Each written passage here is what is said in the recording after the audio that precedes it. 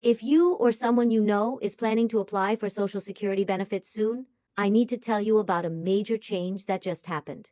The Social Security Administration has quietly eliminated a service that millions of seniors have relied on for decades, and it's causing serious problems for people who need help the most. Hey everyone, welcome back to the channel. Today we're talking about a policy change that affects anyone applying for Social Security retirement or survivor benefits. This isn't just an inconvenience. For many seniors, especially those in rural areas or with limited internet access, this change creates real barriers to accessing benefits they've earned over a lifetime of work. Let's break down what changed, who it affects, and most importantly, what you can do about it. Here's what happened.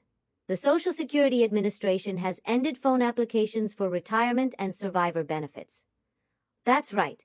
You can no longer call the SSA to apply for these benefits. Now, this might not sound like a big deal if you're comfortable with technology, but here's the reality. For decades, seniors could pick up the phone, call their local Social Security office, and speak with a representative who would walk them through the entire application process. It was personal, it was accessible, and for many people, it was the only way they knew how to apply. Starting now, if you want to apply for Social Security retirement benefits or survivor benefits, you have two options. First, apply online through the SSA website. Second, visit a Social Security field office in person, and here's where it gets complicated, and frankly, problematic for millions of Americans. Let's talk about who this really impacts. According to recent reports, there are approximately 6 million seniors living in areas where the nearest Social Security office could be 45 miles away or more. Think about that for a moment. If you live in a rural area, you might have to drive an hour or more each way just to apply for benefits in person. And we're talking about seniors here. Not everyone can drive that distance safely.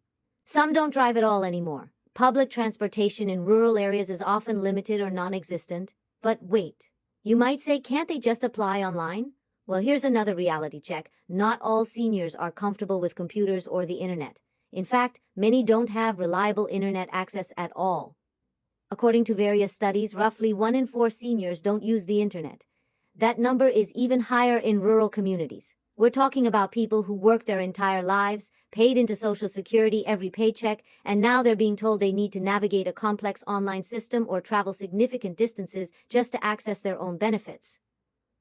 This also affects people with disabilities who have mobility challenges, those without access to reliable transportation, seniors who don't speak English as their first language, anyone without a support system to help them navigate the online application.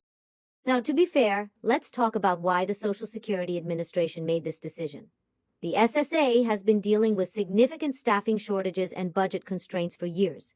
They've had to reduce staff while the number of people applying for benefits continues to grow as baby boomers retire. From their perspective, shifting applications to online systems helps them process more applications with fewer staff members. It's about efficiency and trying to serve more people with limited resources. Many government agencies have been moving toward digital-first services. In some ways, this is the direction everything is heading. Online applications can be processed faster, they reduce paperwork, and theoretically, they're available 24/7. But here's the issue. When you make changes like this, you can't leave vulnerable populations behind. Efficiency can't come at the cost of accessibility. The people who are most affected by this change are often the ones who have the least flexibility to adapt. Let me paint a picture for you.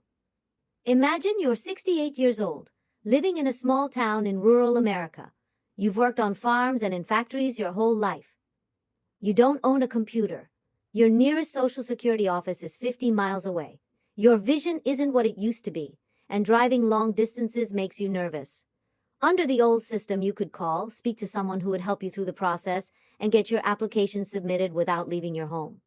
Now, you're facing a several-hour round trip to apply in person, or you need to find someone to help you navigate an online system you don't understand.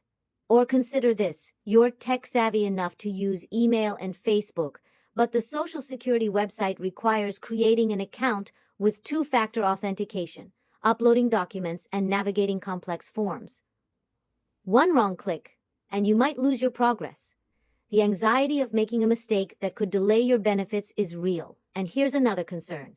With more people being forced to apply online or visit in person, those in-person appointments at Social Security offices are getting harder to schedule. Some people are reporting wait times of several weeks just to get an appointment.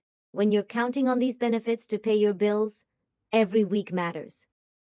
Okay, so if you or someone you care about needs to apply for Social Security benefits, here's what you can do. Option 1, online application. Go to ssa.gov and create a My Social Security account.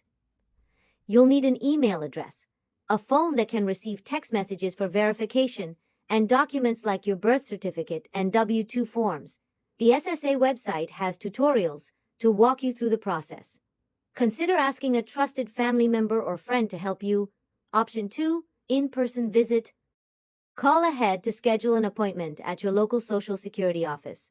Bring all necessary documents, ID, birth certificate, W-2 or tax returns, and any other relevant paperwork. Arrive early and be prepared to wait. Write down your questions beforehand. Option 3, get help.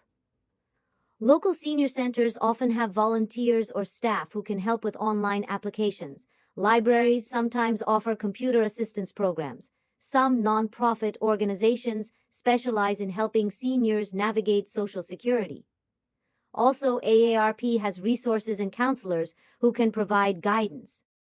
The elimination of phone applications for Social Security benefits is a significant change that disproportionately affects our most vulnerable seniors.